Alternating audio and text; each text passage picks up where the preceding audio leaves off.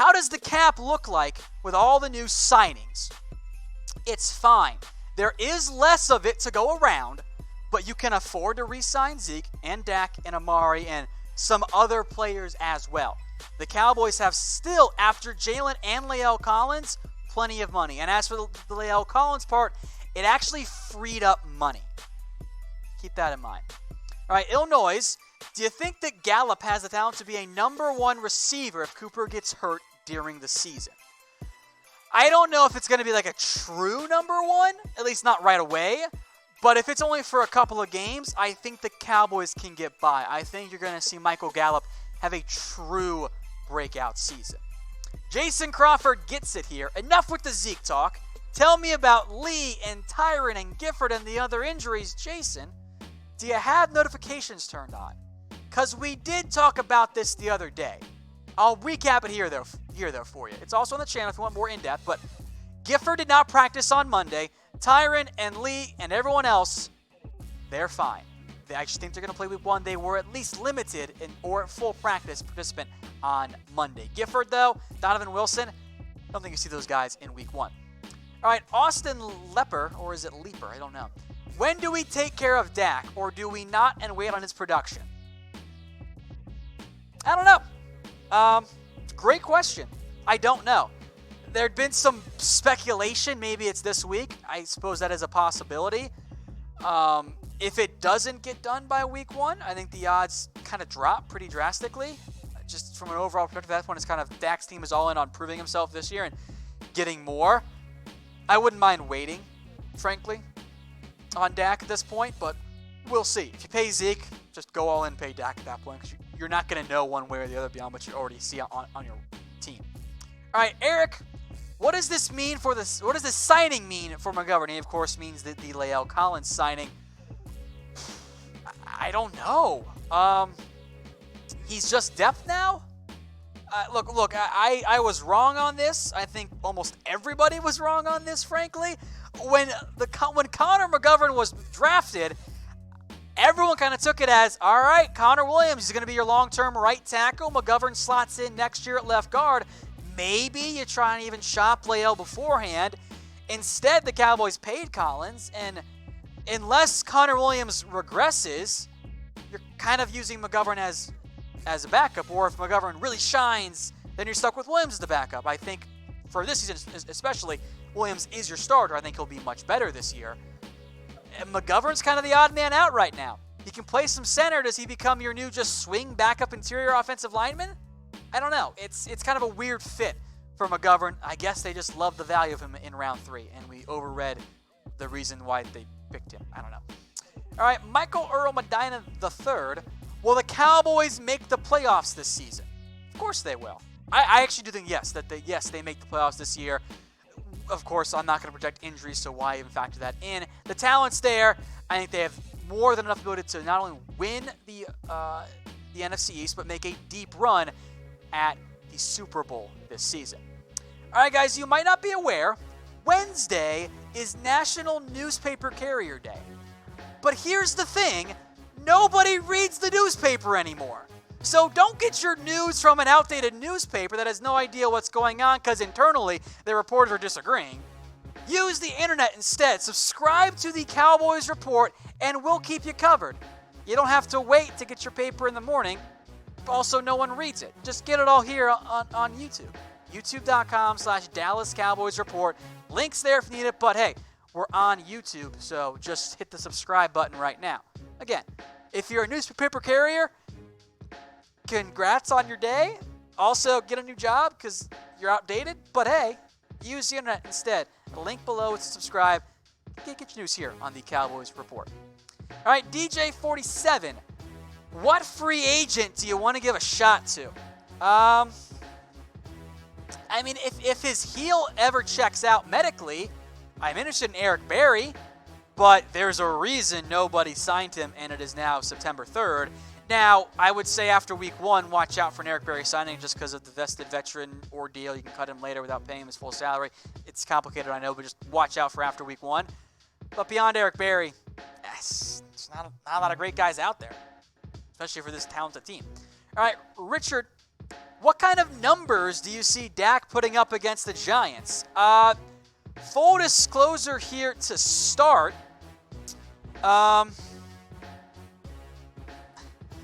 It depends on if Zeke's out there, right? And how effective Zeke is in week 1. I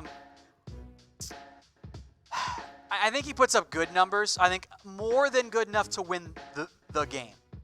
So, I'm not worried about Dak.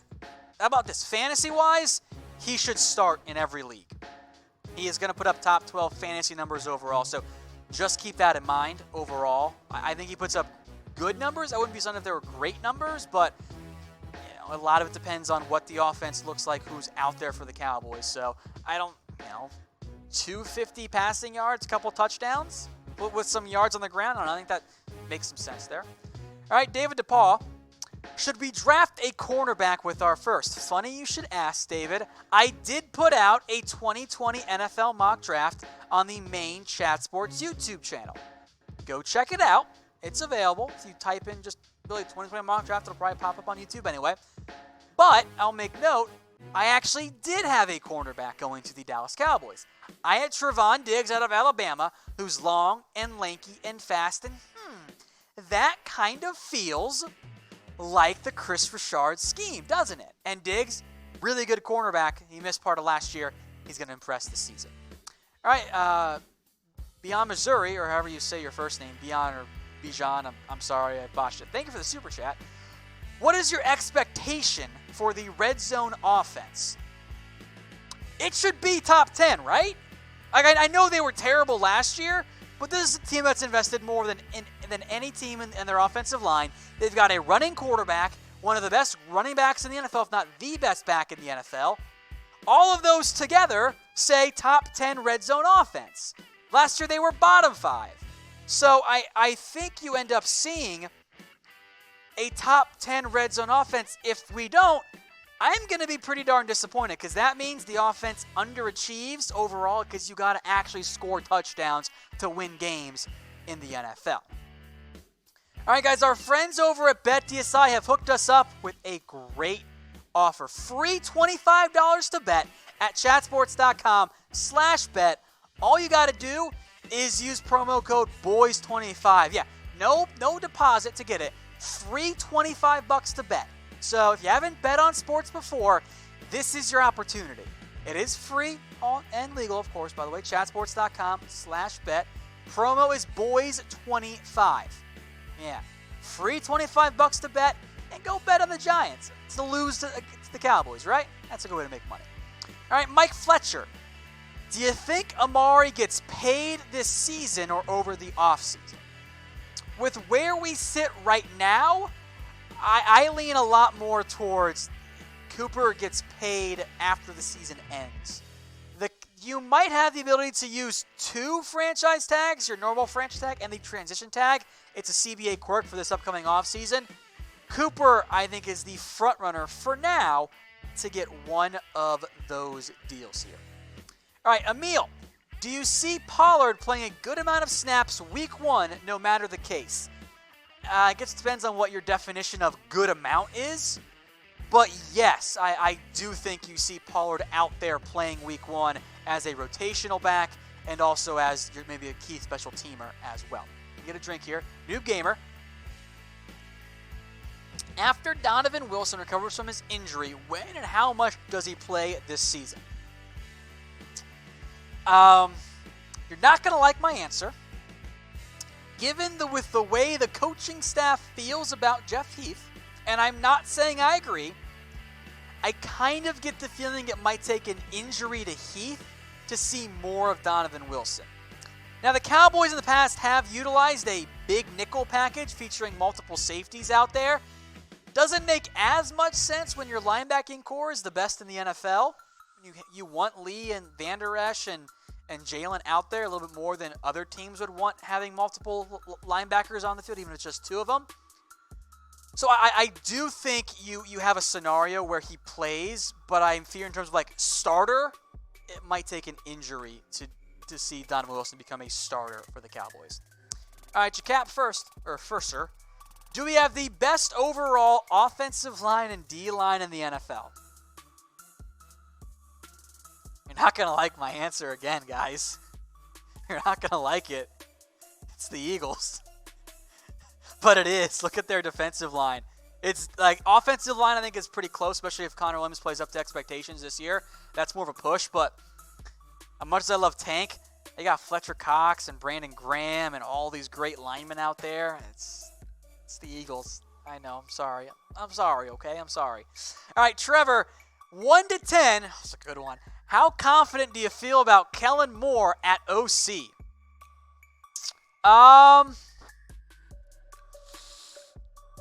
6? I don't know. 5? I don't know. I want to say 10. I'm very optimistic. My optimism is pretty high.